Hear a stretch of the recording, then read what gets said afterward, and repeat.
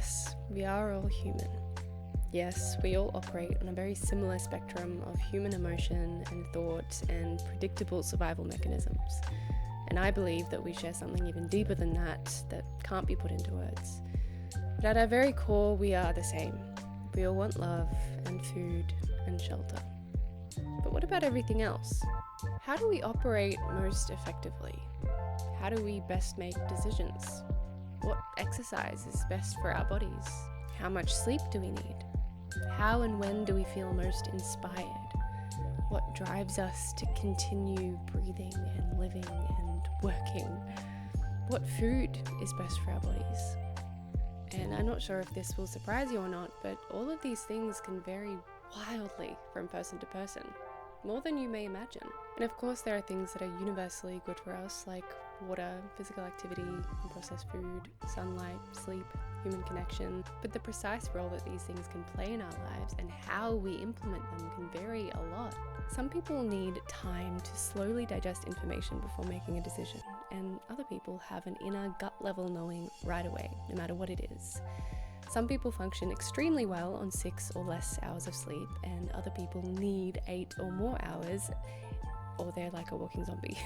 Some people are leaders, pioneers, CEOs on the front lines, and other people like to support those leaders and pioneers and CEOs from the background. I could go on and on and on. The reason that I think this is important enough to make a video about is because in this day and age, I think with the amount of information that is out there and people that are convinced that that information is the unnegotiable, unquestionable truth, it can be easy to be fooled into thinking that there's just one way to do life, one way to be human, one way to be healthy, one way to be happy. But I just don't think that's the truth. I'll give you one small example of my own. I recently made a bit of a health discovery when I realized that my body reacts negatively to certain foods, such as tomato, spinach, eggplant, and apples. But these things are healthy, right? We should all eat kale and spinach and a variety of all fruits and veggies to be healthy, right? Well, no, not always. Not when those healthy foods cause unhealthy reactions. And maybe there are certain foods that feel really good and healthy in my body, but might feel not good and healthy in yours.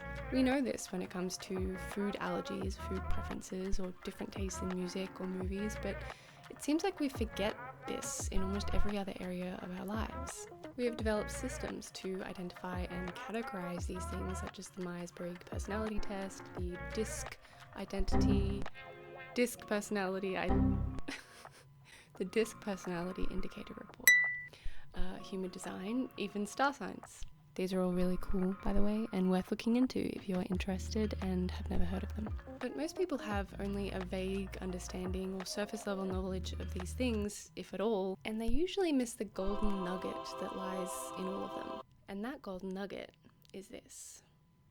We are all very different, and that is a beautiful thing. And when we harness our differences and actually live in accordance with our most natural state of being, we can feel a greater sense of ease.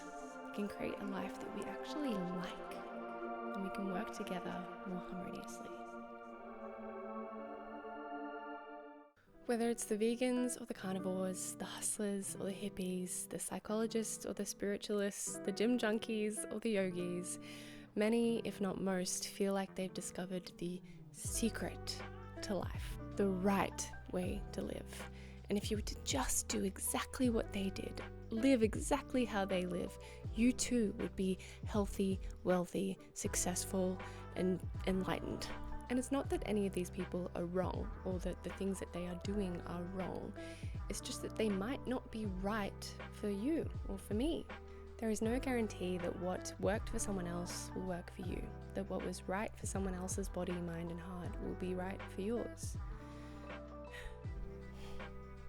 You don't have to be an entrepreneur or an influencer or a vegan or a carnivore. You don't have to quit your job or do yoga or start a podcast or read a certain book or have a morning routine.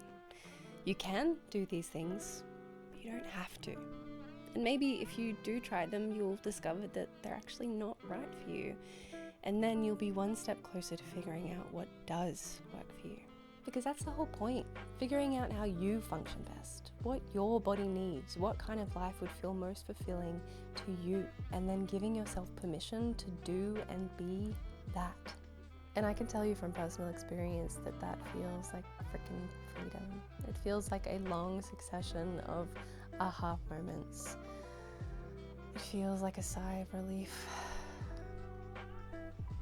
Now, it would be remiss for me to not mention that there is some nuance to what I'm saying. If someone experiences OCD, anxiety, depression, bipolar, addiction, or any other mental illness that alters the way they perceive themselves or others or the world, it may not be helpful to live in accordance with their internal world. And maybe there are things that they need to do to live a healthy, functional life that maybe technically contradict how they feel inside. I'm no expert, so I'll leave it at that, but I thought that was important to mention. I think at the end of the day, everything that I've said isn't all that groundbreaking. It's pretty obvious that we're all different, that we all see the world differently, experience life differently, but it can be sometimes easy to forget.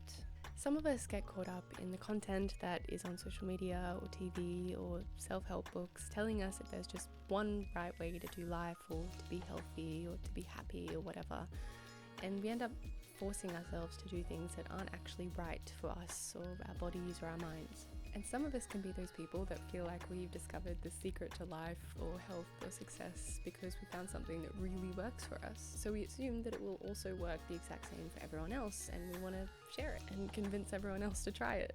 Either way, we could all pay to remember our differences, which is very contradictory to the message that we usually get told that we should forget our differences and remember that we're all human.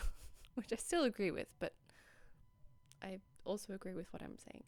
So I'll leave you with this. We are all the same, but we are all also really, really different. And if we learn to harness those differences, we can really create some powerful changes in our lives and start living a life that we actually like, a life that we actually want, and to follow a path that actually feels good to us, rather than a path that someone on social media told us we should be on. I guess that includes me. Do whatever you want. I don't know.